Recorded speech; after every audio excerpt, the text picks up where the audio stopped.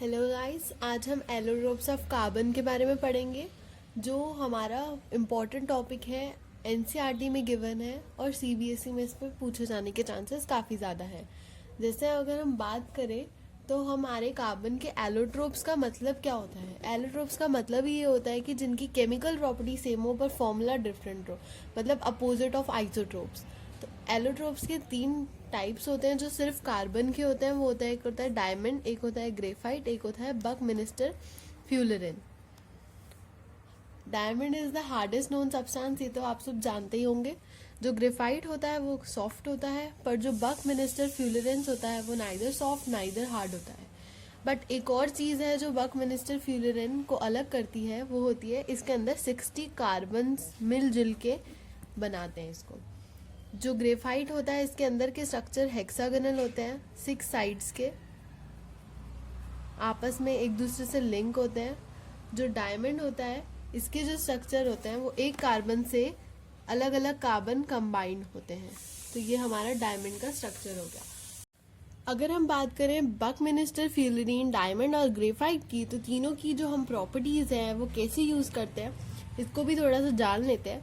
जो डायमंड होता है, अगर आपने कभी सुना हो या देखा हो कि कैटरैक्ट के टाइम पे आई सर्जरी में यूज़ किया जाता है, इसके जो शार्प एजेस होते हैं उससे हम कैटरैक्ट की सर्जरी को आगे प्रोसीड कर सकते हैं। डायमंड से ज्वेलरीज बन सकती है और डायमंड ग्लास से भी ज़्यादा हार्ड होता है। अगर हम ग्रेफाइट की बात करें तो अगर आप पेंसिल, लेड पेंसिल वगैरह यूज़ करते हैं तो उन सब के अंदर ग्रेफाइट होता है। जो ड्राई सेल होते हैं या ब्लैक इलेक्ट्रोड अगर सुना हो आपने, तो उसमें भी ग्रेफाइट का ही यूज़ होता है। पर जो बकमिनिस्टर फ्यूलरिन है वो फुटबॉल शेप में होता है और इसके बारे में ज़्यादा रिसर्च करी नहीं गई है क्योंकि ये नया नया इन्वेंट हुआ है। अगर हम बात करें चेन ऑफ कार्बन की, तो कार्बन की चेन वेरियस टाइप से डिपेंड करती है। अगर मैं बोलूँ कार्बन की 3 तरह की चेन होती है। जैसे पहली चेन जो होगी वो होगी स्ट्रेट चेन, दूसरी वाली होगी ब्रांच्ड और थर्ड वन होगी क्लोज्ड। कई जगह इसे साइक्लिक और रिंग भी लिखा जाता है। अगर हम स्ट्रेट चेन की बात करें तो स्ट्रेट चेन हमारी सी कार्बन की कैसी भी हो सकती है। अगर मैं इसके नीचे ये लगा दूं तो ये भी एक स्ट्रेट चेन है, और अगर मैं यहाँ पे ये लगा दूं तो भी ये स्ट्रेट चेन है। बट अगर मैं इसी चीज को ऐसे लिख दूं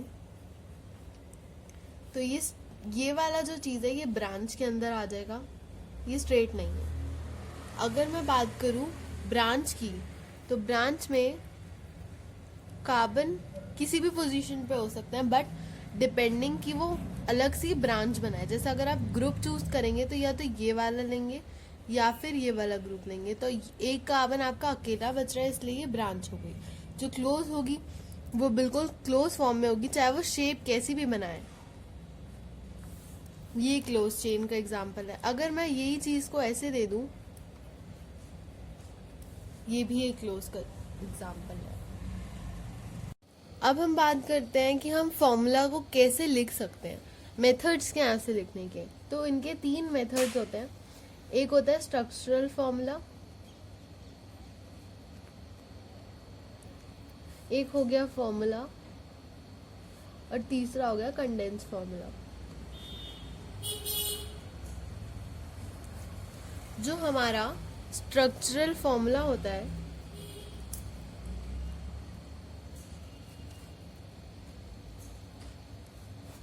मान लीजिए अगर मैंने आपको एक फॉर्मूला दिया, वो सेकंड पार्ट हो गया कि अगर मैंने आपको कोई फॉर्मूला दिया C2H6, तो हमारे हिसाब से ये क्या चीज़ है, इथेन। अगर हम इथेन की बात करें तो हम इसका स्ट्रक्चर कैसे बनाएंगे, C2H12345 6।